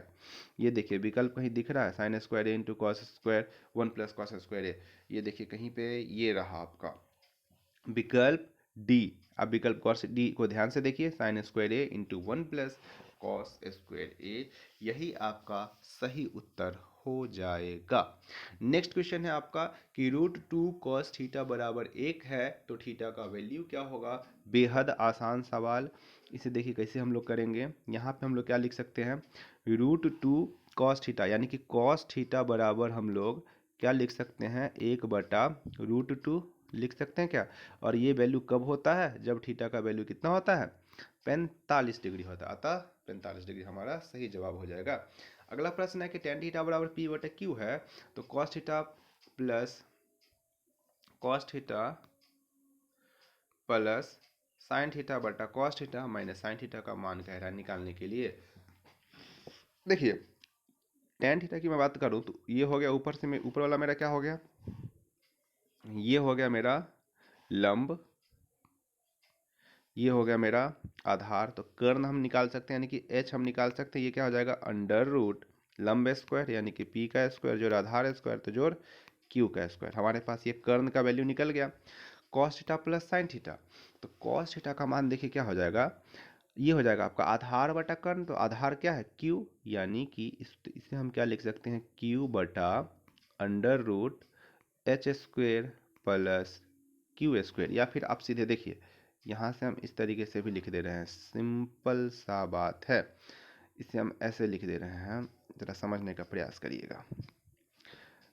आधार इसको भी हटाइए, ये भी हटाइए, समझिएगा ज़रा गौर से। कॉस थीटा को हम लोग क्या लिख सकते हैं, ज़रा ध्यान दीजिएगा। कॉस थीटा को हम लिख सकते हैं आधार बटा कर्ण यानी कि बी बटा एच, ठीक है, जोड़ साइन थीटा को क्या लिख सकते हैं? लंब बटा, यानी कि लंब का वैल्यू हम लोग क्या लिख सकते हैं? लंब को परपेंडिकुलर पी बटा एच, ठीक है, ठीक है। अब देखिए भागा भागा है यानी कि बटा है, बटा में क्या है कॉस थीटा, तो कॉस थीटा को क्या लिख सकते हैं आधार बटा कर्ण, माइनस साइन थीटा को क्या लिख सकते हैं लंब बटा कर्ण। अच्छा देखिए कर्ण नीचे नीचे से कट जाएगा तो क्या बचेगा आधार जोड़ लंब बटा आधार माइनस का कर्ण। तो इसे जरा समझिएगा, आधार का वैल्यू देखिए आपको क्या दे रखा है, मैं इसे यहाँ पे ही कराने की कोशिश करता हूँ, समझिए। यहाँ से देख लीजिए आप लोग, आधार का वैल्यू क्या दे रखा है आपको P जोड़, सॉरी लंब का वैल्यू क्या दे रखा है P, माफ करिएगा दोस्तों, यहाँ पे देखिए ये आपका लंब का आपका पहले क्या कह रहा है आधार, तो आधार का वैल्यू क्या है मेरे पास Q, तो हमने लिख दिया Q जोड़, लंब का वैल्यू अब है P, तो यहाँ पे तो P है लेकिन यहाँ से क्या हमें मिल रहा है, यहाँ से मिल रहा है Q, सॉरी यहाँ से मिल रहा है हमें P, तो हमने P लिख दिया बटा में, यहाँ पे देखिए आधार, तो आधार का वैल्यू Q है और माइनस का लंब का वैल्यू P, तो P यानी कि Q प्लस P बटा Q माइनस P। अब जरा ध्यान दीजिएगा, मैं इसे हटा रहा हूँ, देखिएगा क्या इधर है क्या कोई ऐसा विकल्प Q प्लस P बटा Q माइनस P, जी हाँ ये रहा आपका बी विकल्प सही उत्तर। नेक्स्ट क्वेश्चन है सेक ए बराबर है 25/7, तो साइन ए का वैल्यू बोल रहा है, फाइंड करने के लिए कितना आसान सवाल है। सेक ए का मतलब है ऊपर वाला वैल्यू h है और नीचे वाला वैल्यू क्या हो जाएगा, देखिए सेक किसका उल्टा होता है कॉस का उल्टा है, तो ऊपर में जब लंब है सॉरी कर्ण है तो नीचे हो जाएगा आपका आधार यानी कि बेस। अच्छा आपको लंब कर्ण और आधार पता है तो क्या आप लंब नहीं निकाल सकते, क्या बिल्कुल निकाल सकते हैं, अंडर रूट कर्ण का वर्ग यानी कि 25 का वर्ग माइनस आधार का वर्ग यानी कि 7 का वर्ग, यानी कि ये आ जाएगा 625 माइनस 49 रूट 576 वर्गमूल, इसका क्या होता है 24, यानी कि आपके लिए देखिए लंब का वैल्यू क्या आ गया 24, तो साइन ए लंब बटा कर्ण यानी कि लंब हो गया 24 बटा कर्ण 25, आंसर हो जाएगा 24 बटा 25। देखिए क्या आंसर आपका विकल्प ए इसका हो जाएगा सही उत्तर। नेक्स्ट क्वेश्चन की ओर हम लोग मूव करते हैं। अगला प्रश्न है हमारा कि टेन स्क्वेयर 45 डिग्री माइनस 1, बताइए क्या पूछना चाह रहा है ये। टेन स्क्वायर 45 आपको तो पता ही, इसका मान भी 1 हो जाएगा और माइनस का 1 दे रखा है तो दोनों घट के क्या हो जाएगा 0 हो जाएगा। अगला प्रश्न है आपका कि 1 प्लस टेन स्क्वायर ए बटा सेक स्क्वायर ए का मान क्या होगा, तो इसका जो आंसर आपका हो जाएगा, इसे जरा हल करिएगा। देखिए 1 प्लस टेन स्क्वायर, आपको पता है कि टेन स्क्वायर ए माइनस सेक स्क्वायर का ए क्या होता है 1 होता है। देखिए आपको पता है कि टेन स्क्वायर ए माइनस सेक स्क्वायर ए बराबर क्या होता है 1 होता है, तो 1 प्लस टेन स्क्वायर ए, देखिए 1 प्लस टेन, सॉरी माफ करिएगा मैंने उल्टा लिख दिया, ये इस तरीके से होता है सेक स्क्वायर ए माइनस टेन स्क्वायर ए बराबर 1, तो यहाँ से देखिए अगर हम 1 टेन स्क्वायर ए को इधर भेजेंगे तो ये क्या बन जाएगा 1 प्लस टेन स्क्वायर ए, क्या बचेगा सेक स्क्वायर, यानी कि यहाँ पे आ जाएगा सेक स्क्वायर ए और बट्टा में सेक स्क्वायर आपको दे रखा है, तो कट के क्या हो जाएगा आंसर, कट के ए हो जाएगा यानी 1 हो जाएगा, यानी कि विकल्प सी इसका सही जवाब होगा। अगला प्रश्न है कि त्रिभुज ABC में बिंदु D और E क्रमशः भुजा AB और AC पे इस प्रकार है कि BE DE समानांतर है BC के। देखिए एक त्रिभुज है इस तरीके से ABC, इस पे कह रहा है कि दो बिंदु है आपका D और E, इस तरीके से कि ये और ये आपस में क्या है समानांतर है, तो कह रहा है अगर AD बटा DB, AD यानी कि AD बटा DB क्या है आपके 4/5 हो, तो AE का मान और AC ये जो पूरा है आपका AC पूरा कितना कह रहा है, पूरा है 18, तो कह रहा है किसका मान निकालिए AE का मान निकालिए। देखिए मैं मार्कर चेंज करता हूँ, AE का बोल रहा है मान निकालने का, यानी कि इसका मान बोल रहा है, आप ज्ञात करिए कि इसका मान क्या होगा। तो देखिए ये 4 है और टोटल अगर अनुपात में जोड़ेंगे तो आप इसे x में लिखिए क्योंकि ये रेशियोज हैं, तो ये क्या आ जाएगा टोटल 9 5 4 9x, ठीक है, और यहाँ पे टोटल क्या है 18, तो बराबर 18, तो यहाँ से x का वैल्यू आपको आ जाएगा 2, ठीक है। x का वैल्यू हमने जैसे ही 2 ज्ञात किया तो ऊपर वाला 4x है तो ये भी क्या हो जाएगा 4x हो जाएगा, तो AE बराबर 4x है और x का मान 2 है तो 4 गुने 2 4 गुने 2, उत्तर हो गया 8 सेंटीमीटर, यानी कि विकल्प बी आपका सही जवाब होगा। नेक्स्ट क्वेश्चन है आपका कि एक न्याय संगत पासा फेंका गया, एक न्याय संगत पासा फेंका गया तो एक रूढ़ संख्या। अब देखिए रूढ़ संख्या का मतलब क्या होता है भाई, रूढ़ संख्या का मतलब होता है अभाज्य संख्या, यानी कि प्राइम नंबर। कह रहा है कि an unbiased die is thrown then the probability of getting a prime number is। तो अभाज्य संख्या आने की प्रायिकता क्या है, प्रश्न ये पूछ रहा है। तो इसमें कुछ नहीं हमें करना है। देखिए एक पासा में अभाज्य संख्या क्या क्या हो सकता है, एक तो होगा 2, फिर आ सकता है 3, फिर क्या आएगा 5, यही तीनों तो आ सकते हैं। तो इनकी टोटल इनकी संख्या क्या होगी 3, बट्टा में पासा में टोटल कितने अंक होते हैं 6, तो 3 एकम 3, 3 दूनी 6, यानी कि 1/2। इसका होगा विकल्प आपका क्या हो जाएगा, बी इसका हो जाएगा सही विकल्प 1/2। ठीक है, आइए नेक्स्ट क्वेश्चन की ओर हम लोग मूव करते हैं। तो अगला है यदि दो वृत्तों का क्षेत्रफल, सॉरी, यदि दो वृत्तों का क्षेत्रफल का अनुपात 4:25 है तो उनकी त्रिज्याओं का अनुपात क्या होगा। देखिए ये भी आसान है।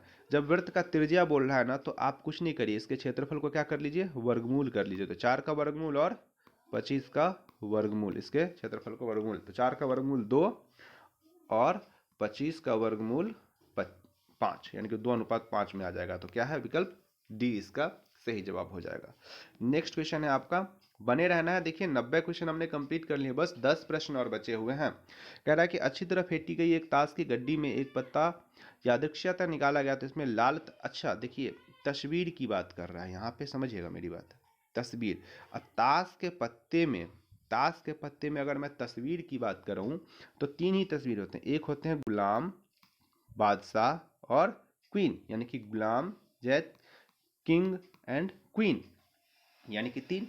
तो लाल रंग का तस्वीर, तो लाल रंग के 2 पत्ता, एक तो आपका लाल पान इस तरीके से जो आपने देखा होगा, मैं थोड़ा पेन चेंज कर ले रहा हूं, देखिए ये लाल वाला एक आपने देखा होगा, और एक आपने देखा होगा इस तरीके से ठिकड़ी, जिसे हम लोग ठिकड़ी कहते हैं।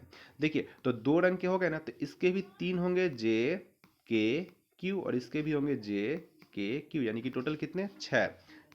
और हमारे पास टोटल पत्तियां कितनी होती हैं, टोटल होते हैं 52।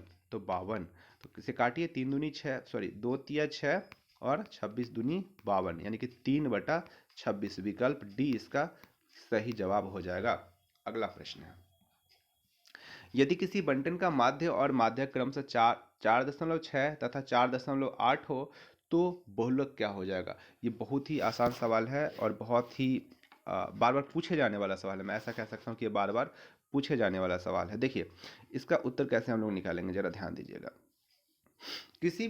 किसी भी बंटन का अगर मुझे बहुलक बोल रहा है ना निकालने के लिए, और माध्यक और माध्य दे रखा है, तो हम क्या करेंगे, बहुलक बराबर फॉर्मूला होता है 3 गुने माध्यक,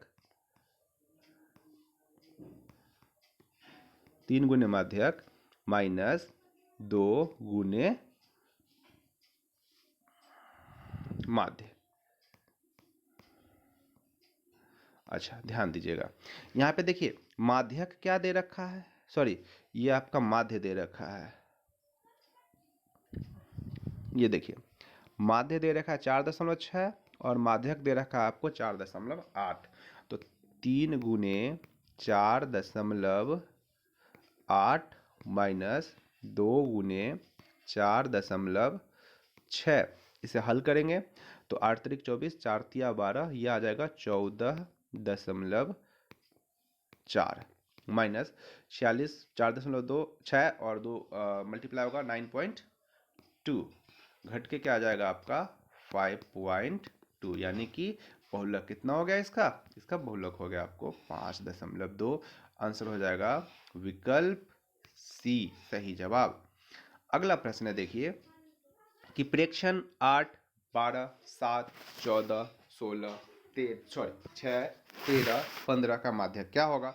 तो माध्यक निकालने के लिए हमें क्या करना होगा, इसे ना असेंडिंग ऑर्डर में अरेंज कर लीजिए, यानी कि आरोही क्रम में। देखिए सबसे पहले क्या लिखेंगे 6, फिर क्या आएगा 6 के बाद 7, 8, 8 के बाद क्या आएगा 6, 7, 8, फिर 12, 13, 14, 15।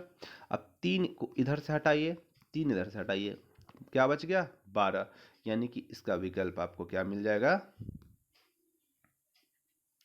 देखिए इसका विकल्प क्या हो जाएगा, विकल्प डी 12। ठीक है, अगला प्रश्न है, ये क्वेश्चन नंबर 94, यानी कि यहाँ से आपको 6 प्रश्न और बचे हुए हैं।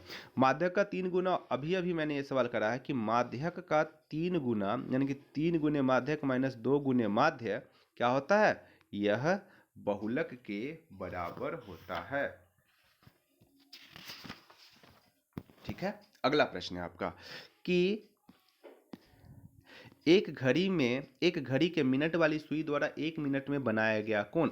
अब देखिएगा, एक बात समझिएगा, यहाँ पे 60 मिनट में एक घड़ी की जो सुई होती है टोटल एक चक्कर लगाती है तो 60 मिनट पूरी करती है, तो 60 मिनट में कितने डिग्री का कोण बनता है, तो आप बोलिएगा 360 डिग्री का कोण बनता है। तो 1 मिनट में कितने डिग्री का बनेगा, 360 भागा 60, काट दीजिएगा 6 मरतबा, यानी कि 6 डिग्री का कोण बनेगा। विकल्प डी सही जवाब हो जाएगा। अगला है, आधार की त्रिज्या r तथा ऊंचाई h वाले एक लंबवृत्तीय बेलन का आयतन क्या होगा। आसान सा सवाल, पाई r स्क्वायर h, इसका फॉर्मूला बेस्ड एकदम क्वेश्चन आपसे पूछा जा रहा है। अगला प्रश्न है कि समबाहु त्रिभुज ABC में यदि AD लंब BC हो तो AD स्क्वायर बराबर क्या होगा। देखिए, कह रहा है कि यदि समबाहु त्रिभुज ABC है, मैं इसे ड्रॉ करता हूं पहले, एक समबाहु त्रिभुज है ABC, कह रहा है कि AD, ये एक AD है जो कि लंब हमने खींचा है BC पे, तो जैसे ही आपने लंब खींचा यानी यहाँ से, तो ये दोनों आपस में क्या हो गए, समद्विभाजित हो गए। तो यहाँ से देखिए हम AD स्क्वायर बराबर क्या लिख सकते हैं, समझिएगा, AD स्क्वायर बराबर समकोण त्रिभुज एक बन रहा है ना, ये वाला समकोण त्रिभुज बन रहा है ना, तो इसको हम क्या लिख सकते हैं, AB स्क्वायर माइनस BD का स्क्वायर, तो BD का स्क्वायर। ठीक है, अच्छा एक बात बताइए, यहाँ भी देखिए ये BD है किसके बराबर, अब समझना ये है कि किसके टर्म में, तो वैल्यू हमें मांग रहा है सब के सब, देखिए CD के टर्म में मांग रहा है, तो हम सबको CD में कन्वर्ट करते हैं। तो यहाँ देखिए BD और CD दोनों बराबर हैं, तो माइनस BD की जगह हम क्या लिख लेते हैं, CD स्क्वायर। अब देखिए चूंकि यह समकोण त्रिभुज है, अतः इसके तीनों भुजाएं क्या होंगे, बराबर होंगी।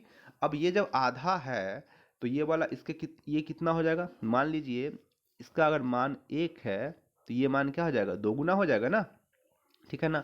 तो यहाँ पे अगर AB स्क्वायर की बात करें तो ये किसके बराबर हो जाएगा, बोलिए, क्या ये AB स्क्वायर के जगह AB के बदला, देखिए हम AB के बदला हमने अभी बोला कि इस AB के बदला अगर ये 1 है तो 2 लिखेंगे, तो यानी कि हम क्या लिख देंगे, 2CD, ये लिखेंगे ना, तो AB की जगह क्या लिख देंगे, 2CD, तो 2 का वर्ग 4 और CD का CD स्क्वायर। अच्छा 4 CD स्क्वायर में से CD स्क्वायर घटेगा तो क्या बचेगा, 3 CD स्क्वायर, यानी कि यहाँ से आपको आंसर देखिए 3 CD स्क्वायर कहाँ पे दिख रहा है, देखिए जरा, ये दिख रहा है विकल्प ए 3 CD स्क्वायर, तो यही हमारा आंसर हो जाएगा। आशा करते हैं आपको ये सारी चीज़ अच्छे से समझ आ रहा हो। आप इसका स्क्रीनशॉट लीजिए, देखिए जिस प्रश्न में भी आपको समस्या हो आप कमेंट करके बताइए, मैं कोशिश करूंगा कि आपके जितने भी समस्या हो मैं उसे शॉर्ट आउट कर सकूं। अगला प्रश्न है कि त्रिज्या r वाले अर्धवृत्त गोले का वक्र पृष्ठ क्षेत्रफल क्या होगा। अब देखिए वक्र पृष्ठ क्षेत्रफल बोल रहा है तो क्या हो जाएगा, 2πr स्क्वायर। अगर बोलता संपूर्ण क्षेत्रफल तो ये तो हो गया वक्र, मतलब ये ऊपर ऊपर का क्षेत्रफल की बात कर, अगर संपूर्ण बोलता तो ये नीचे वाला भी आ जाता, तो इसमें क्या जोड़ देते, प्लस डी जोड़ देते, लेकिन हमारे पास वक्र पृष्ठ है तो आ जाएगा सी। ठीक है, अगला है कि दी गई आकृति में ओ वृत्त का केंद्र है तो AOC बराबर 30 डिग्री है, तो OAC का मान ज्ञात करिए, यानी कि हमें कह रहा है OAC का मान ज्ञात करनी है। देखिए एक बात जरा आप समझना है इसे, अब हमें कह रहा है कि दी गई त्रिभुज ओ वृत्त का केंद्र है, जब केंद्र है तो क्या बताइए, OA,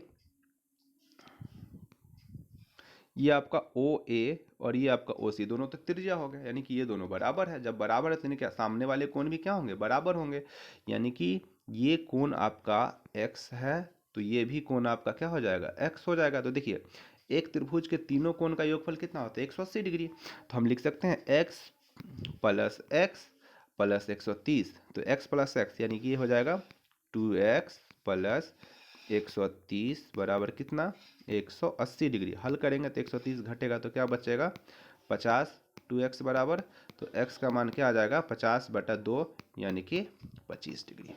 देखिए विकल्प में है क्या कहीं 25 डिग्री, जरा ढूंढिएगा, ये लीजिए मैं हटा दे रहा हूँ, नहीं है।